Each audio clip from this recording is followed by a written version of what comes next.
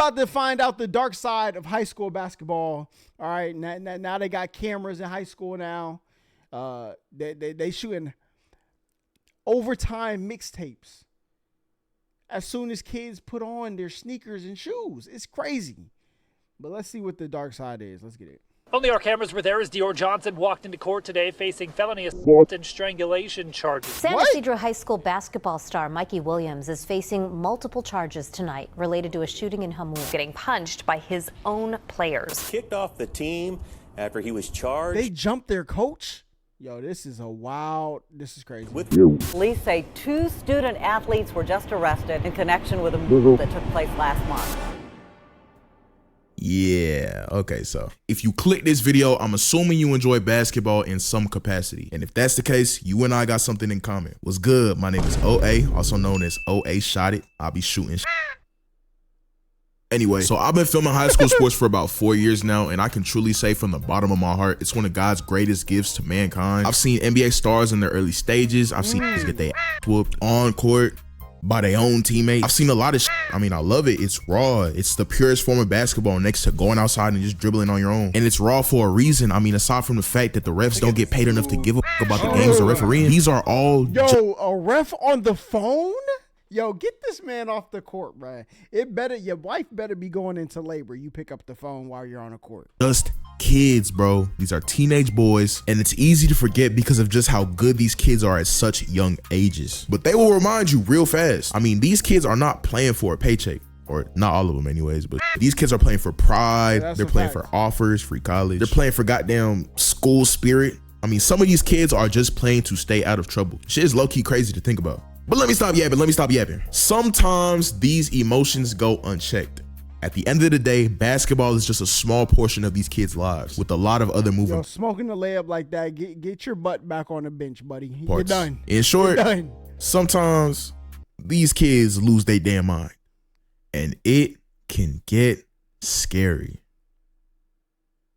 These are some of the darkest and wildest stories in high school basketball. Let's lock in. Okay. This video is in iceberg format, which means the stories will be progressively wilder as they go on, I guess. I don't fucking know, bro. Just watch the video. Mikey Williams is the least?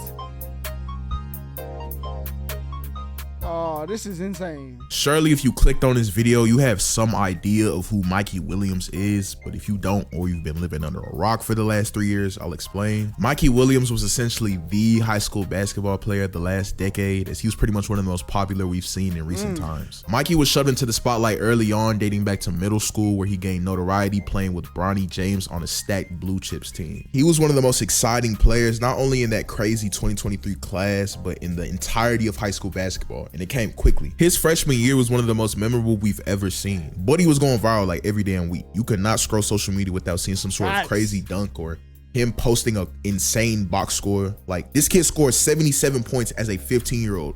77. Shit, some of y'all ain't even scored that this whole season. But that's enough glazing. My bad. You could argue Mikey's stardom sort of tapered off in the following years as he transferred to 3 different schools in those 3 years. But nonetheless, Mikey was massively successful, touching millions of dollars before the age of 18 off brand deals, one being Puma, with whom he signed with to become the first ever. Bro, I remember when I was at All-Star Weekend in Cleveland and Puma brought Mikey in, bro. Now, I don't know if that was before he signed it. That's how I got these. They gave us these. Shout out to LaMelo, got the most fire. These are the best hooping shoes, I ain't gonna lie.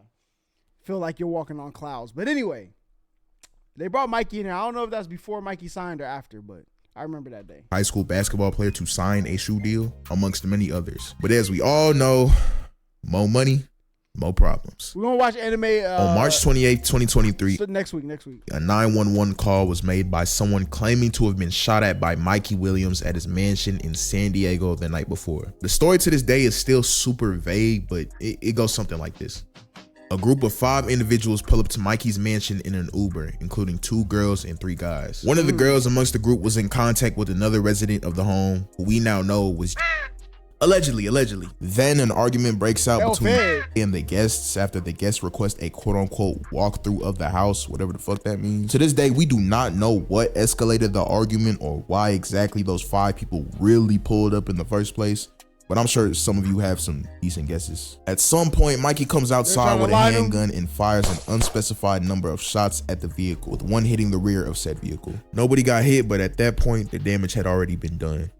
Officers responded to the initial 911 call almost 3 weeks later on April 13th, where they executed a search warrant at Mikey's house. He was arrested the next day facing 6 whole felony charges, including 5 charges of assault with a deadly weapon and 1 count of firing into an occupied vehicle. Had he been found guilty, Twitch doesn't let you dual stream, so I only stream on YouTube now. Of these charges, he would have done 30 years in prison. Insane shit, bro. Luckily, his lawyers were on demon timing because he somehow beat this case. Mikey took a plea deal to a much lesser felony charge of making a criminal threat, and as a result, he was ordered to complete a gun safety course, attend anger management classes, and do 80 hours of community service, which, with all things considered, is an insane slap on the wrist. Provided that he doesn't get in trouble with the law again, the charge can even get downgraded to a misdemeanor. Mikey's currently at the University of Central Florida, where he's slated to be back on the court next fall. Good luck, Mikey. Oh, so he not going to Memphis no more? That's crazy. Arterio Morris. I don't know who he is. Looking back at the 2022 recruiting class is always interesting because at the time it seemed so incredibly stacked that some considered it borderline generational. And with all things considered, and I'm admittedly being a prisoner at the moment right now, it kind of was. I mean, let's look back. When you look at the top 30 ranked players in that 247 composite, you see that 17 were drafted one and done. That's more than half that are already in the league currently playing in their rookie season. Dang. 4 are projected to be drafted one and done. There's no way this is a college picture. This man 47. Who is this? That's more than half that are already in the league currently playing in their rookie season. 4 are projected to be taken in this year's draft, including Kyle Filipowski, Tyrese Proctor, Khalil Ware, and Adem Bona, which leaves 9 players who are each currently thugging it out, doing their thing in college, right? Fuck no. There is one player that's not enrolled in any school right now doing Lord knows what, and sadly, he just so happens to be one of the most talented players I've ever seen with The Rock.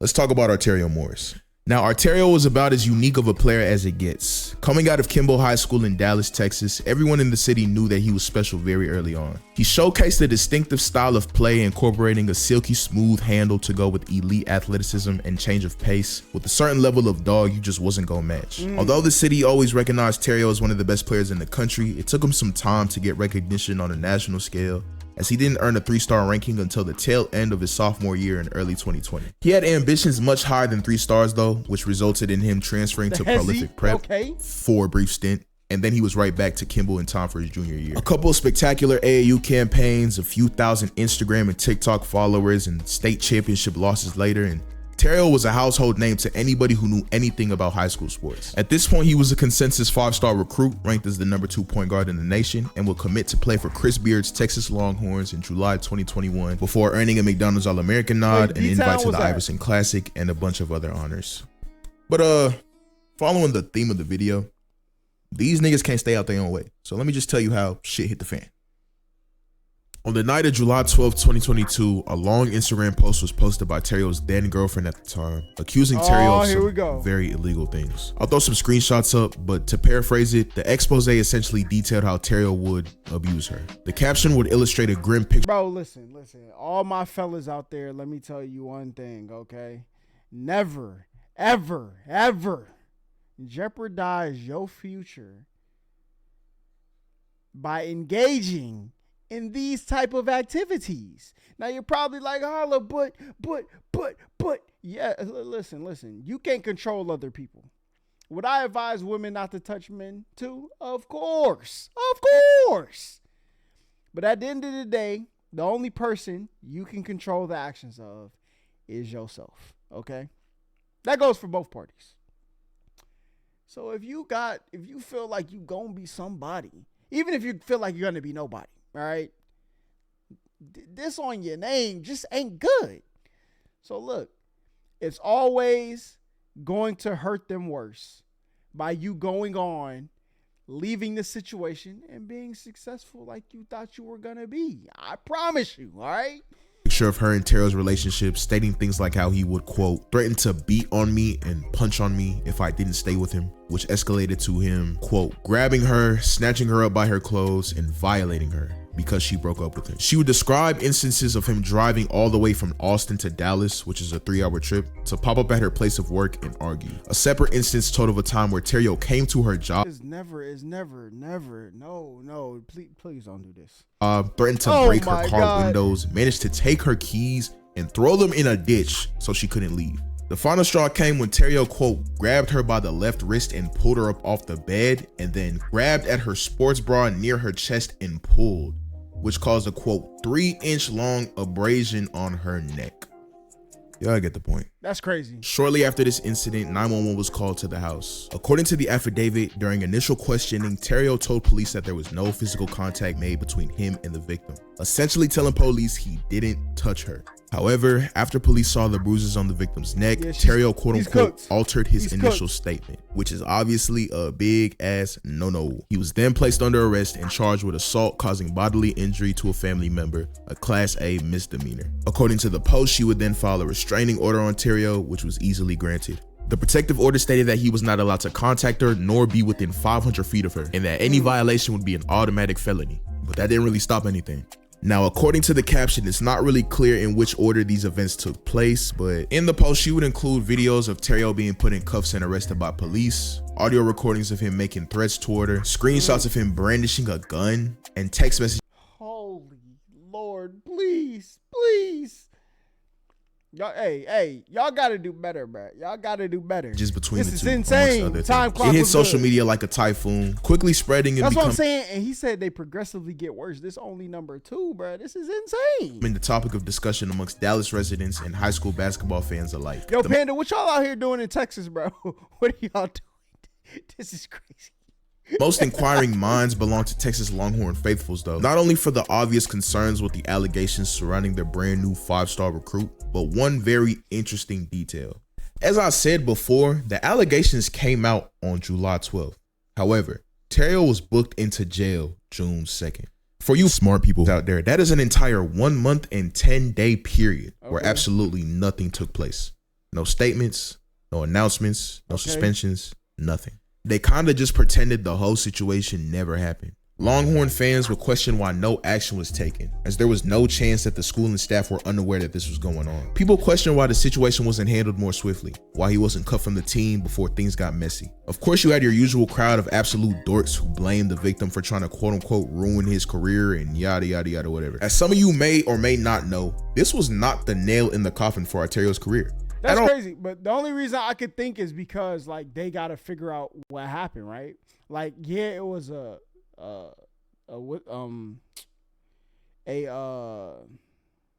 allegation. I guess like you would suspend them till you find out, but even that, like, I guess they were waiting to see what happened before they make their decision. I don't know. Oh, Terrio was able to play. In hindsight, it's always. Oh yeah, you should have did this, you should have did that. Full season afterwards, putting a respectable 4.8 points, 1.4 rebounds, and 0.5 assists per game. Low-key mid. He would enter the transfer portal at the end of the season, and well, you know, some other things would happen, but that's a story for another day. Hold on, what? Yeah, today is in fact another day. Basically, the story that I wasn't prepared to share earlier was the fact that Terrio entered the transfer portal and ended up at the University of Kansas. But before the season even started, Terrio had an open case in the state of Kansas for an accusation of rape, and he was subsequently cut from the team. Obviously, it'd be a slippery ass slope for me to talk about it, given the fact that it wasn't like said and done or whatever. And all the facts hadn't yet come out. I think at that point, the only thing released was like an affidavit, and that's obviously not enough to convict a nigga of a crime. He hadn't even gone to trial yet. I would like to go in depth about the details of the accusations, but that doesn't really serve any purpose given the fact that nothing came out of them. But if you are curious, I guess you could just search it up on your own. Oh, nothing came out of it though. I ain't talking about that shit. But yeah, as of Tuesday, April 9th, the case is now closed. Terrio posted some paperwork on his Instagram basically saying that the case was closed due to a lack of evidence. So yeah, I hope that boy can stay out of trouble, get back on the court, you know what I'm saying, do his thing. Yeah. Zach Brown. In the last entry, I talked a bit about how it's so fascinating to me to see how these graduating classes of hoopers pan out. Some live up to the expectations put upon them, putting up stats and maintaining their rankings all throughout high school and keeping their reputation all the way to the association. Names like Anthony Edwards and Zion Williamson come to mind. These players are exactly who we thought they were. On the flip side, however, it's very common for kids to be highly touted early on and then fizzle out later. For natural reasons though. Some kids peak way too early. I remember he came to DreamCon. Not DreamCon. He came to SneakerCon. People was telling me how, oh, yo, this is the nicest dude. He's going to the league. Mid, bro, mid. Their peers catch up to them physically, and then they begin to look way less dominant as time passes on. Some players just don't work as hard as they should have, relying on their athleticism instead of developing and improving their skill sets. What isn't as common, however, is being the motherfucker in the class that gets forgotten because you're a crash out. And you transition from a man to a woman. Like Zach Brown. No, not that Zach Brown. I think I know who this is. This Zach Brown. Bro! Oh, hold on. Bruh. Zach Brown got in a fight with somebody who was on our podcast, bruh. There's a reason you have no idea who this is. Let's get into it. Zach Brown was a 7'1" center in the 2017 class for Miami, Florida. Growing up, he was one of those kids that was always... Yo, listen, if you go watch this video right here, hold up. Where is it, bruh? Slick City Show. If you go watch this, bruh, this one right here. Maybe, man. Who knows? Did you get her pregnant on purpose? I don't care that. Pickup games. You don't think Drake doesn't? Okay. I don't know where the part of the clip is, but he definitely talked about Zach Brown in that podcast. That's crazy. Bigger than everybody around him. In fact, Zach was 6'2" by the age of 10. It was never going to be anything but basketball for young Zach.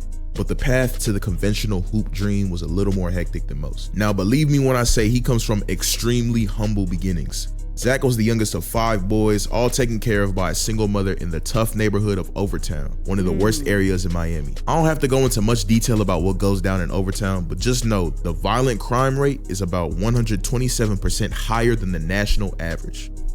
That's crazy. Anyway, Zach and his family lived in poverty, like real deal poverty. It wasn't uncommon for Zach, who again was a big ass kid, to wear clothes that were several sizes too small. He and his brothers were no strangers to making ends meet, as they would commonly steal food and clothes when things got sparse. He'd recall a story of a time where his mom was hospitalized for an entire month because of a heart condition. Zach and his brothers would sleep at the hospital to stay close to their mother day in and day out until the day they were finally kicked out. Once they returned to their apartment, the lights were cut out. The bills weren't paid, but that was regular for him. At the age of 12, the state took custody of him and his brothers after his mother failed a drug test and was deemed unfit to be a parent. The judge over the case claimed their living situation was, quote, one of the worst he'd ever seen, with not much further details, so we can only imagine what exactly was going on in that home. After bouncing around from foster home to foster home over and over again, they'd be sent to live with their aunt, which would stand to become a blessing in disguise. By this point, Zach was 6'5" in the 7th grade, but had never played a game of organized basketball in his life, nor did he have any interest in doing so. It was only when his aunt's neighbors saw how physically imposing he was at such a young age, probably thinking to himself, "Oh, yo, big ass not playing basketball," and referred him to Michael Littman, the owner of a now defunct EYBL team called the South Beach All-Stars, that his life would change for good. Littman would convince Zach to play for his team, but there was much work to be done, as Zach was about as coordinated as a baby giraffe. But Zach showed work ethic and promise, and by the 8th grade, he'd already become one of the best prospects in the country. Life would change off the court too, as he would move in with Littman and become an adoptive member of the family. Although his new home, located in the tranquil upper-class neighborhood of Cocoa Beach, was only 10 minutes away from his old home in Overtown, to Zach, it might as well have been a completely different side of the planet. Fast forward a little later, and Zach is a 5-star recruit averaging 19 points, 17 rebounds, and 8 blocks per game, with offers from schools like Virginia, Miami, Kentucky, and UConn, the latter of which he would commit to later on. This is about as good as it would get for Zach though, as the next year or so of his life would be the most tumultuous sequence of self-inflicted bullshit I've ever heard of in my life. The first domino fell in January 2016 when Zach transferred to Putnam Science Academy, a prep school about 20-ish minutes away from the UConn campus. Okay. On the surface, the transfer made a lot of sense. Zach had just committed to UConn. Why wouldn't he take the opportunity to play at one of the better prep schools in the country while getting himself acclimated to the environment he'd be living in preparation to go to the league? Well, the reason Zach left in the first place wasn't that cut and dry. Right before he moved, Zach had gotten into an on-court altercation during a game in late December. To keep it sweet, hands were thrown. Lippman was quoted saying that Zach didn't start the fight, claiming he was provoked, but it didn't matter because Zach for damn sure finished it. The suspension was indefinite, right in the middle of what was essentially crunch time for most teams trying to make a playoff push, and Zach's 28 points, 15 rebounds, and 9 blocks per game would not be easy to replace. I'd like to make it clear that getting into one fight doesn't make you a crash dummy or a menace to society or anything like that, and it's not an indictment on one's character. I don't know. Was it in college that they fought? Bruh. Especially if you were provoked, like Zach's guardian claimed he was. However, it would happen again. Zach, after only being at PSA for a grand total of 2 weeks, would get into another on-court fight. This time around was a little more serious. Putnam had a strict no-fight policy, which would effectively end his stint at the school for good. Oh, Damn. wow. Zach will move back to Miami, which was seemingly becoming a more 28-15 is toxic crazy. environment for him between family problems and increasing concerns surrounding him maintaining his grades. To add insult upon injury, he would decommit from UConn, and you can't see me, but I'm doing air quotes, on the 5th of May. Now this is where it gets crazy. 3 weeks later on Memorial Day, the news broke that Zach had been arrested facing charges of armed robbery, 5 counts of credit card fraud, and multiple That's counts crazy. of robbery by sudden snatching, according to Metro-Dade police. Let me explain something to y'all. This nigga basically got hit with a RICO. This dude on multiple occasions was going into stores, taking merchandise, and using— Hold up. I gotta fit, bro. We have to, cause he said it. We're, bro. Life sentences. You're not ever getting out. 300 years. Who don't give a fuck, bro? They don't care. Question, man. For me, I really wanted to be a professional hooper. Like I've been a professional fighter. Bro, I gotta figure out Zach Brown fights.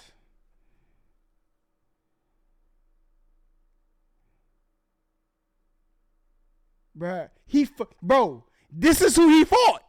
This is who he fought in that game, bro. This is crazy.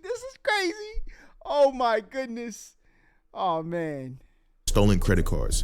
We have now officially entered crash out territory. Zach will post a $25,000 bail and was out soon after. This resulted in Michael Lippman, his one-time guardian, severing ties with him, and he would subsequently reunite with his mom and brother back in Overtown. Now, in most cases, this would essentially be career ending. Zach's baggage was becoming a little too much to bear, and between 2 on-court altercations and the armed robbery, it seemed like Zach's story was coming to an ugly-ass ending. However, he was thrown a lifeline. Zach's cases were dropped following a lack of evidence, and he was focused on getting back on the court and getting his life back on track as soon as possible. All the shenanigans caused him to slide in the rankings, so he dropped the star, but he was still a 4-star, ranked the number 9th center in the class of 2017, and he still had undeniable talent. And although UConn didn't see him as a part of their future, plenty of college coaches did. He would commit to St. John's University on July 21st, 2016. Things were looking up for young Zach, and then they weren't. A game versus Georgia State. Is it? Zach would enroll at Sarasota Prep for his senior season. For some reason, he didn't stick there either and would transfer to Calusa Prep in October, which would be his final high school.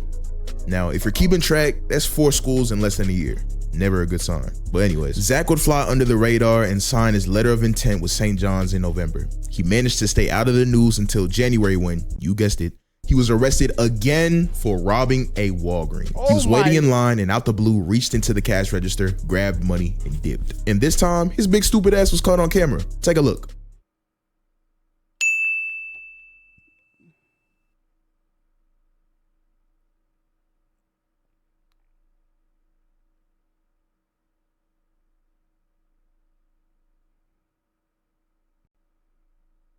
She's like, hey, we got you, big dog. So obviously there's a strong lack of discretion with Buddy. You know when you have an intrusive thought that comes and goes and you think to yourself, damn, I'm tripping for thinking that. But that's all it is, an intrusive thought. Yeah, Zach's intrusive thoughts turn into action all the time. That little voice in your head that calms you down when you're about to make a decision that can create a bad consequence. Yeah. I think Zach lacks it. Now I understand Zach had a very rough upbringing and a lack of decent parental figures. And I understand you're simply a product of your environment. But like, bruh, you 7 feet tall trying to rob a Walgreens. You thought you was gonna get away with that shit? And let's be real. A Walgreens of all places, not even a Walmart or a Target. They ain't even got bread like that. And if that wasn't wacky enough, Zach tried to do the race after making off with his little change. He tried to outrun the police. They would obviously catch up to him and arrest him. And in the process, police found out he was driving with a suspended license for unpaid parking tickets. Cooked. At this point, the hoop dream was completely finished, as St. John's would release him from his NLI a little over a week later. Oh, you thought that was it? What DJ Khaled said. Another one. Zach Uriah Brown would be arrested one more time a month later. Why, you ask? Failure to show up to court. And no, you're not bugging. Zach has makeup on in this mugshot. There's also this video that went viral a couple years back that was confirmed to be him as well. Take a look.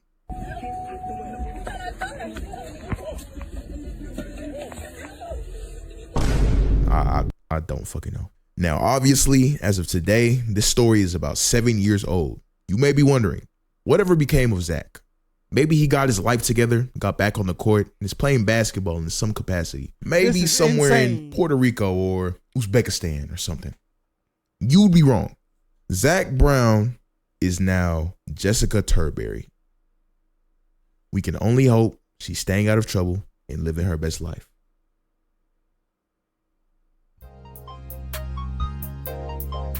Bruh, at the end of this video, we're going to find the clip in that podcast where we talked about it. Okay, I feel like I gotta preface this next story by saying my tone is gonna be a little different. It might get a little silly. And that's cause this nigga is just an idiot fucking degenerate. But I like to make it very clear, like, ain't shit about this next one funny at all. I mean, it might be a little funny. For those of you who are former athletes, whether you just grew up and graduated, or maybe you suffered an injury that cut your career short, or maybe you just fucking suck and you got cut from like JV or something. You all know deep down somewhere, you wish you could have done things just a little differently. I know at least once you wished you could go back in time and put just a little bit more work in, take shit more seriously, and maybe undo some costly mistakes. For a lot of athletes, it's hard to imagine themselves living a life outside of their sport. And that's completely normal. It be like that sometimes. You move on though. Life goes on. Unless you are Sydney Gilstrap Portley. In 2017, Sydney Gilstrap Portley was sitting on the porch of his East Dallas apartment, reflecting on the current state of his life. To keep it simple, Sydney was depressed. He would reminisce about how he came to be at the spot he was at. Sydney grew up with a typical hood baby origin story. He was an only child raised by a teenage single mother, not necessarily because his father didn't want anything to do with him, but because he was in and out of jail. Sydney's father, Sydney Sr., racked up a shit ton of different charges, including 16 felonies and misdemeanors, ranging from aggravated assault to attempted burglary. Yo, Texas, y'all going crazy. Clearly, that boy was in love with jail. In any event, Sydney and his mother weren't used to stability, to say the least. They bounced around a lot, from home to home, accepting shelter from any relative that offered. His escape from that came from basketball, of course. Naturally, it was his first love. Sydney was a big fan of LeBron James, so much so that he watched more than the game, the documentary about Bron and his high school teammates, every day after school. He saw himself in LeBron, a determined kid with an absent father who was able to rise above it. Now, Sydney wasn't blessed with a 6'8" frame and generational athleticism, but he was a special hooper in his own way. To be completely honest though, the little nigga just wasn't that good. Although talented, he didn't make varsity until his senior year of high school, and even then, he was never able to become a starter, only really ever playing scrub minutes or in blowouts. Oh, wow. Sydney had a reputation as a ball hog, rarely passing to his teammates, and he'd fight his coaches as well. I'm sure some of y'all can relate. Sydney's dream of being like his idol was slowly slipping away from him, and it took a toll on his mental. He started drinking before games and picking fights with his teammates. Midway through the season, his coaches had enough and cut him loose. After graduation, Sydney would try for several JUCO and D3 schools, but his reputation as a bad teammate kept coaches from taking any legit flyer on him. He was able to play a little bit at Dallas Christian College, but didn't even finish a full season and couldn't stick anywhere else. So Sydney's basketball career was effectively over. He's cooked. Until it wasn't. 6 years later, in 2017, a devastating hurricane wreaks havoc on the southernmost region of Texas, with Houston taking the brunt of the damage. Hurricane Harvey caused catastrophic flooding, hundreds of millions of dollars in damage, and claimed 103 lives. It had everybody in the state of Texas's attention, including Sydney's. Still stuck in that same spot he was at 6 years earlier, 24-year-old Sydney desperately craved a change of pace. So he did what any other normal person in his position would do. Got a damn job? No. Hit the gym? Nope. Went to church and prayed on it? Nope. The mosque? Hell nah. Sydney arrived at Skyline High School in Dallas, claiming he was a 17-year-old Hurricane I remembered it. I knew I seen that picture before, man. Harvey refugee from Houston named Rashawn Richardson. Oof. He would request to enroll at the school, fill out the paperwork, and it would work. Sydney would take advantage of the loose restrictions. He like a shorty from P-Valley who got caught in a hurricane and then changed her name. Come on, man. Transfers at the time, put in place to accommodate victims of the hurricane. The school district would take in anybody who claimed to be one, regardless of how much documentation they didn't have. All Sydney had to do was lie and say he lost everything in the flooding, which is exactly what he did.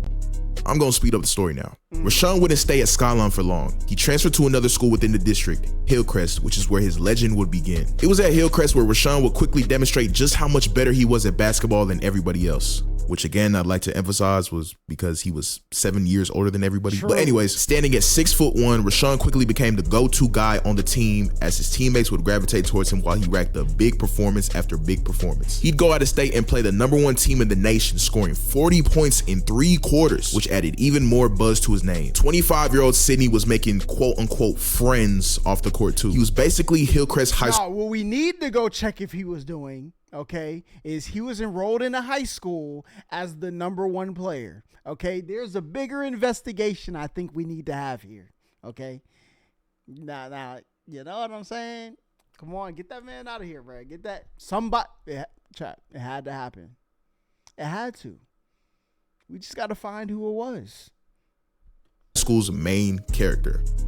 Did I mention the nigga was 25 years old? Gossip started around the school though. Sydney didn't look super old for a 25-year-old, but he damn sure didn't look young. He had the letters S and G tatted on his calves, obviously standing for Sydney Gilstrap, but he would tell kids in the school it stood for shooting guard. No bullshit. He'd have his sister and nephew pull up to games and sit in the crowd, except they weren't his sister and nephew. They were his girlfriend and son. Surrounding spectators would question why the kid was calling Rashawn daddy. Nonetheless, Rashawn was able to infiltrate in peace for a whole 9 months undetected. He'd lead Hillcrest to a mediocre record of 11-10, losing in the first round of the playoffs, while he averaged over 20 points per game. His dominance earned him a District Offensive Player of the Year award at the end of the season as well. The facade would soon come to an end though.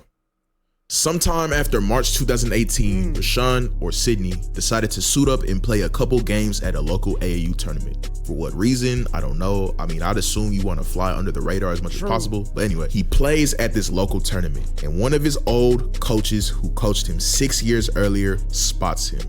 You could only imagine what the coach's immediate reaction was. Boy, ain't no fucking way, boy. Boy, ain't no way, boy. Boy, ain't no way, boy. Boy, ain't no way, boy. Boy, ain't no way, boy. Boy, ain't no way, boy. He was surprised to hear that the kid who never passed and tussled with his teammates had now been dominating the scene under a fake name. That would mark the end of the charade for Sydney, as he'd be arrested in early March on charges of tampering with government documents. Now, this is where the story stops being funny. In July, a girl would come forward claiming that her and Sydney had a romantic relationship. I told you, bruh. Come on. You're the star of the basketball team. Although he had a girlfriend and a kid, irrelevant, all right? He's in school, going to classes. Come on, what are we doing? While at the school. If that sentence wasn't bad enough in and of itself, just listen to this next part. The girl was a 14-year-old freshman. One second.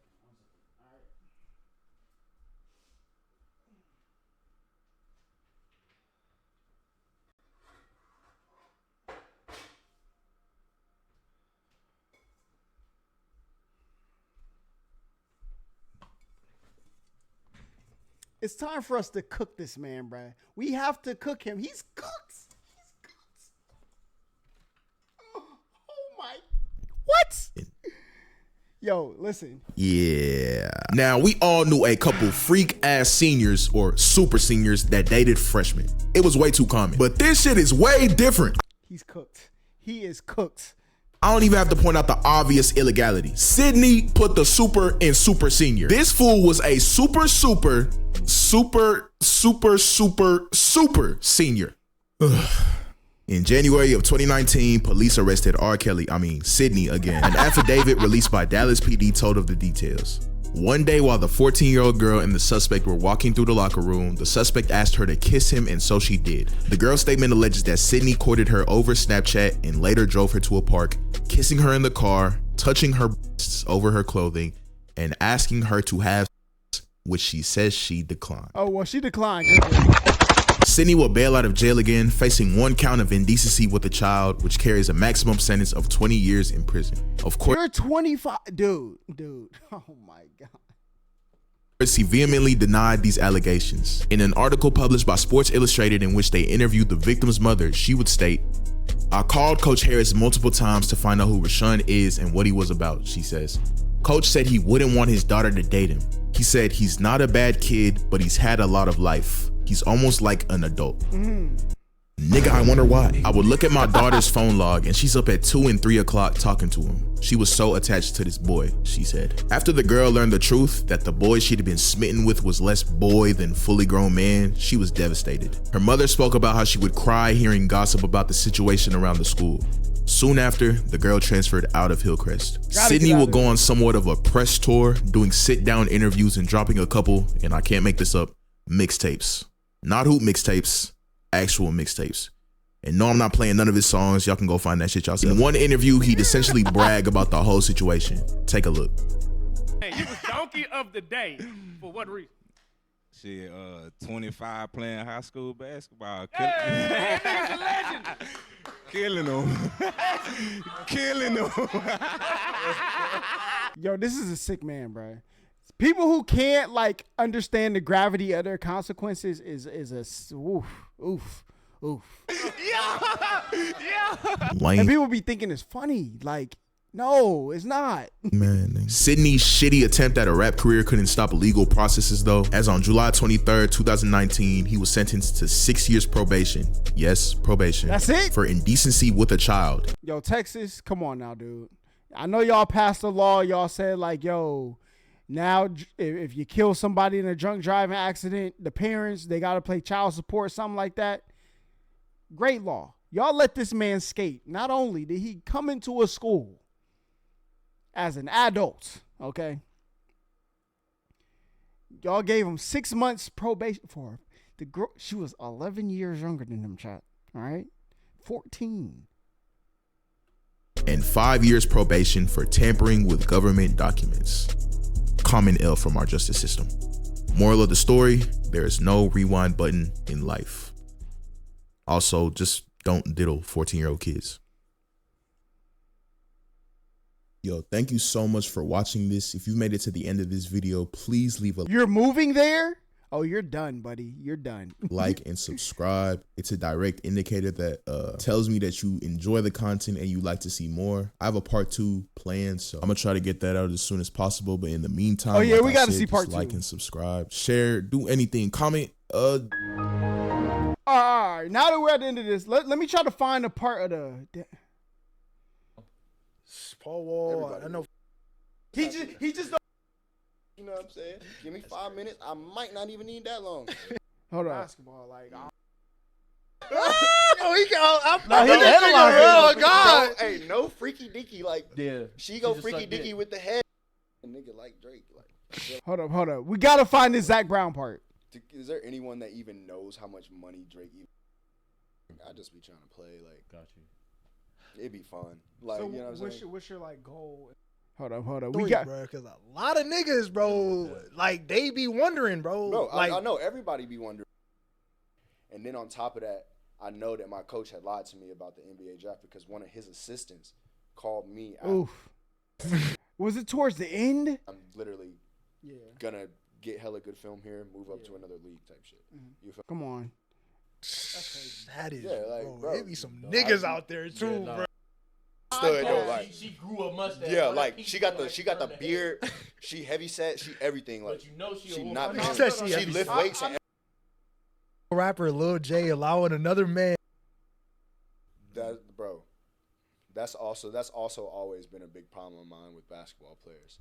Like, dude, games will. Then I moved. Should have went, boy. Y'all should have went. All right, maybe we can't find it. Maybe we can't find it. Yeah.